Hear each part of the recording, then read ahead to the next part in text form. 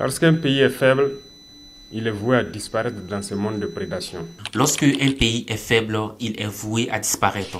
Voilà le constat brutal mais lucide qui ouvre notre réflexion, que certains ne partagent pas, comme l'ancien président de l'Union africaine et actuel président des Comores. Monsieur le Président, c'est que le continent dispose au sein de son sol d'uranium.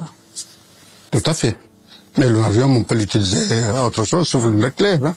Il est beaucoup utile dans d'autres domaines, hein, donc on peut le capitaliser ailleurs. Ouais. On peut le capitaliser ailleurs. Ce sont des propos surréalistes émanant d'un leader africain. Qui plus est, au moment où il tenait ces propos, il était président de l'Union africaine. Pour celles et ceux qui ne savent pas qui est Azali Assoumani, il fut de ceux qui se rendirent en Russie en 2023 pour y mener une médiation. Ce qui suscita bien sûr à l'époque une vive polémique. Nombre d'observateurs estimèrent en effet qu'au lieu de chercher à résoudre les problèmes d'autrui, il aurait mieux fait de s'atteler à la résolution de nos propres problèmes sur le continent. Et pour l'occasion, voilà sa réponse. Et certains même jugent cette médiation africaine utopique au regard des nombreux défis qu'il faut relever sur le continent et que la gouvernance africaine a même du mal à relever. Ah, ils ont parfaitement raison. Donc c'est compréhensible. Donc vous leur répondez quoi? Je dis que c'est compréhensible, mais c'est pas justifié, parce que c'est vrai, on a des conflits internes.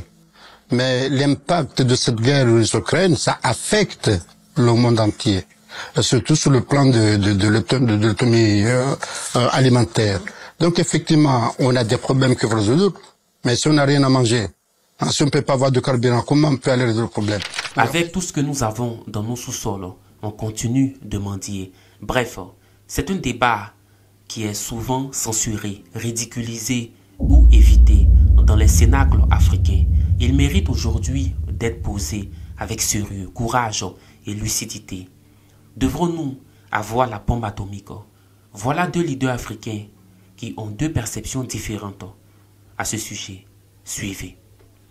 Africa unite. Honneur! Gloire! Honneur! Dignité! Honneur! Pouvoir! Victoire! Vive l'Afrique unie et prospère. Vive la révolution! D'après le président burkinabé, il faut faire preuve de réalisme géopolitique.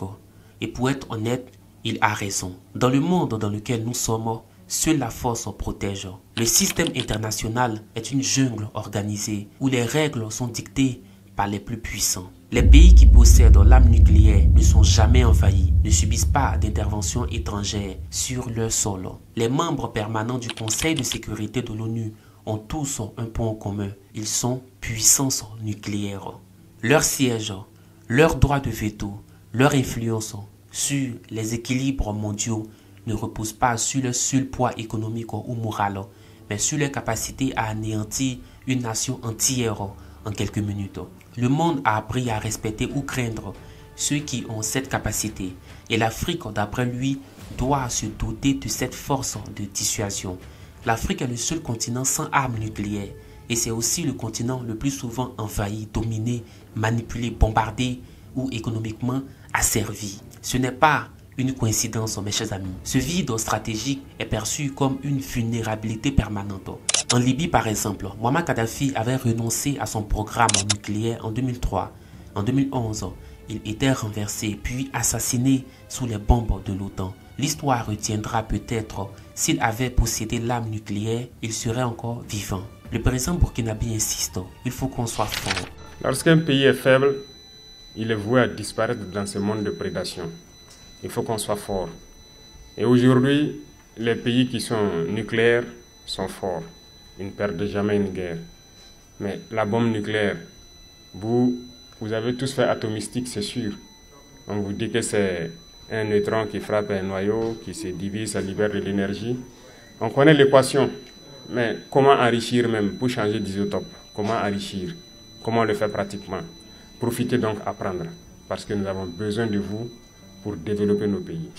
En gros, ce qu'il dit ici aux étudiants africains en Russie est très pertinent. Il faut apprendre, puis venir implémenter tout ça, toutes ces technologies sur le continent. Maintenant, écoutez notre ami des Comores. Au menu également le développement des capacités nucléaires à des fins civiles, mais peut-être aussi à des fins militaires. Est-ce que d'ailleurs l'Afrique doit impérativement devenir une puissance nucléaire qui lui permettrait évidemment de bousculer encore plus l'ordre mondial et pourquoi pas de s'imposer dans cette gouvernance mondiale, puisqu'elle recherche toujours un fauteuil de membre permanent au sein du Conseil de sécurité onusien? Bon, là, je parle au nom du président des Comores. Moi, non. Vous savez, on avait un pays, l'Afrique du Sud, qui avait des capacités nucléaires atomiques. Heureusement. Heureusement. Imaginez. Bon, je réponds à votre question. Avant de poursuivre, il fait un détour qui est très important. Il parle de l'Afrique du Sud et il rit. Aujourd'hui, Nelson Mandela est adulé par tous, moi y compris. Mais Nelson Mandela a commis plusieurs erreurs. Et ça fait partie de ces erreurs à mon sens. Dans les années 1980, le régime blanc de Pretoria développe secrètement un arsenal nucléaire avec au moins 6 ogives prêtes à l'emploi. Cette capacité obtenue avec l'aide implicite d'Israël permettait à l'Afrique du Sud d'imposer son agenda. Mais après la chute du régime raciste et l'avènement de Nelson Mandela, le nouveau gouvernement décide de détruire les armes et de renoncer à cette capacité. Ce choix a été loué par les Occidentaux comme un acte de paix, alors que pour certains, et moi je soutiens cette thèse, c'est un désarmement stratégique imposé au continent. Ça n'a jamais existé dans l'histoire du monde. L'Afrique du Sud est le seul État au monde qui, possédant l'arme nucléaire, qui s'est volontairement désarmé. On peut poursuivre. Je réponds à votre question. Le nucléaire, il y a deux nucléaires. Il y a un nucléaire énergie dont on a besoin. On voit qu'il y a des pays comme la France, avec le nucléaire, ça sert à l'énergie. Mais il y a ce nucléaire aussi qui est transformé en bombe atomique. Et comme nous tous, effectivement, on est pour la paix, je pense que ça, c'est des choses c'est des choses qu'il faut affronter pour voir comment on va arrêter ce développement du nucléaire de l'atomique, pour ne pas dire comment enrayer. Mais si aujourd'hui nous on suit le même chemin, mais comment on peut arrêter les autres? Bon, ce que vous dites qu'en ayant le nucléaire atomique, on va s'imposer, non, on ne va pas s'imposer avec ça. On va s'imposer dans le cadre socio-économique, on va se faire entendre dans le cadre des ressources dont on dispose, on va se faire entendre dans le cadre de nos jeunes qu'on va former, qui même quand ils sont en Europe, en Russie, aux États-Unis ou partout, ils vont dire qu'on a les mêmes capacités que les autres. Ça, c'est la façon de s'imposer dans les plans de dynamique. Le paradoxe, Monsieur le Président, c'est que le continent dispose au sein de son sol d'uranium. Tout à fait. Mais l'uranium, on peut l'utiliser autre chose, sauf le nucléaire. Il est beaucoup utile dans d'autres domaines, donc on peut le capitaliser ailleurs.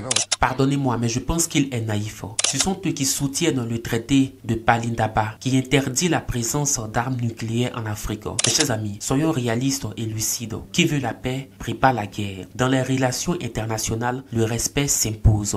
En refusant d'avoir un parapluie nucléaire, l'Afrique s'exclut d'elle-même des sphères réelles de pouvoir. Du Gabon à la Namibie, du Mali à la République centrafricaine en passant par le Niger, le continent regorge de gisements d'uranium, de thorium, de terres rares nécessaires à l'industrie nucléaire. Pourtant, il ne transforme pas cette richesse en puissance. Ce constat tragique doit changer. Soit l'Afrique contrôle son uranium et le valorise à des fins stratégiques, soit elle restera une simple mine pour les puissances étrangères. Si pour certains, le fait que certains pays africains aient une bombe atomique ne soit pas pertinent, du simple fait de leur instabilité, on peut adopter une option plus panafricaine. Une option serait d'envisager une force de dissuasion nucléaire panafricaine placée sous le contrôle d'un commandement commun continental, par exemple au sein de l'Union africaine. Cela limiterait les dérives nationales tout en donnant au continent une voie stratégique unifiée. Bon, il va falloir revoir l'Union africaine. Elle ne représente plus personne. En tout cas, c'est mon avis. Si l'on regarde l'Iran, malgré les sanctions, a su développer un savoir-faire nucléaire impressionnant. Il démontre qu'un pays peut faire peur simplement en prouvant qu'il maîtrise la technologie nucléaire. Mes chers amis, L'Afrique pourrait suivre cette voie, développer des centres de recherche, former ses propres experts, construire ses propres réacteurs. Enfin, l'Afrique a besoin de devenir une puissance nucléaire pour ne pas être dominée. L'arme atomique n'est pas une fin, mais un levier de respect, une carte dans la négociation mondiale. Le choix est simple. Soit l'Afrique reste désarmée, pacifiste, mais invisible et dominée, soit elle devient une puissance technologique capable, respectée et stratégiquement souveraine. Cela demandera du courage, de la patience et une coordination politique sans précédent. Je suis heureux de voir certains leaders comme le président burkinabé comprendre ces enjeux. Quant à Azali Assoumani, laissez-le dormir. Il va se réveiller un matin en étant surpris. Enfin, vous, que pensez-vous de tout ça? J'espère vous lire très prochainement. C'était Nanou.